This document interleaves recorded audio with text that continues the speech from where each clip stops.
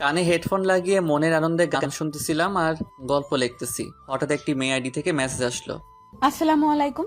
আমি কোনো রিপ্লাই দেই নাই, মনে মনে সালামের উত্তরটা নিলাম। মেসেজের রিপ্লাই দেই নাই কারণ আমার অনেক বন্ধু আছে আমার সাথে ফেক আইডি দিয়ে আমার সাথে মজা করে, আর মেয়েদের মেসেজ পেলে ছেলেরা তো পুরাই আকাশে উঠতে থাকে। আমি আবার এইরকম না। আমার পরিচয় তো আপনাদের জানানোই হলো না। আমি ফারহান আহমেদ, এবার ইন্টার সেকেন্ড ইয়ারে পড়ি। আম্মু আব্বুর আদরের দুইটা ছেলে, একটা আমি আর অন্যটা আমার বড় ভাই। আমার বড় ভাইয়ের পড়াশোনা শেষ করে দেশের বাইরে গেছে জব করতে। ভাইয়ার বিয়ের জন্য একটা ভালো পাত্রী খুঁজতেছি। এবারও মনে সুখে গান শুনতেছি আর গল্প লিখতেছি। একটু পর মেয়েটি আবার মেসেজ দিল। কেমন আছেন? জি আলহামদুলিল্লাহ ভালো, আপনি? জি আলহামদুলিল্লাহ ভালো আছি। আপনার কি বেশি অ্যাটিটিউড? কেন হঠাৎ এই কথা বললেন?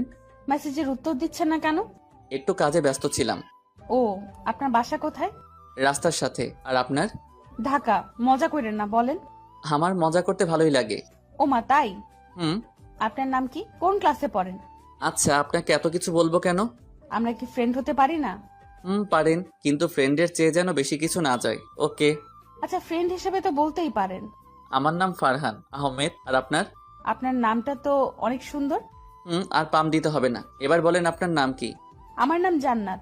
মেয়েটির নাম তো অনেক সুন্দর, বললে কি বিশ্বাস করবে? আচ্ছা বলি, আপনার নাম তো অনেক সুন্দর, মাশাআল্লাহ। হুম, সবাই বলে। তা আপনি কোন ক্লাসে পড়েন? ক্লাস 2-এ। দেখেন, মিথ্যা কথা বলবেন না, মিথ্যা বলা পাপ। আচ্ছা, আমি ইন্টার দ্বিতীয় বর্ষে পড়ি। আপনি কোন ক্লাসে পড়েন? অনার্সে পড়ি। আপনার বাসার সবাই কেমন আছে? জি আলহামদুলিল্লাহ সবাই ভালো, আপনার? জি আলহামদুলিল্লাহ ভালো। আপনার বাসা কোথায় বললেন না তো? নারায়ণগঞ্জ। ও, একটা কথা বলি। বলেন। আপনার গল্পগুলো অনেক ভালো। থ্যাংক ইউ আপু। ওই মিয়া, আপু বলেন কেন? ভালো লাগে, আর আপনি তো আমার বড়। এত ভালো লাগতে হবে না। আমি আপনার বড় তো কি হয়েছে, বড় হইলেই কি আপু বলতে হবে নাকি? বলতে হবে তো, না হলে আবার লোকে বলবে আমি খারাপ। খারাপ বলুক, তবু আমাকে আপু বলবেন না, ওকে? কেন, আপু বললে কি হবে? আপু। বলছি আপু বলতেন না, তো আপু বলবেন না, বুঝছেন? আর একবার যদি আপু বলেন তাহলে তাহলে কি আপু? যান, আপনার সাথে কথা বলবো না। ওকে, না বললেন। আল্লাহ হাফেজ, ভালো থাকেন।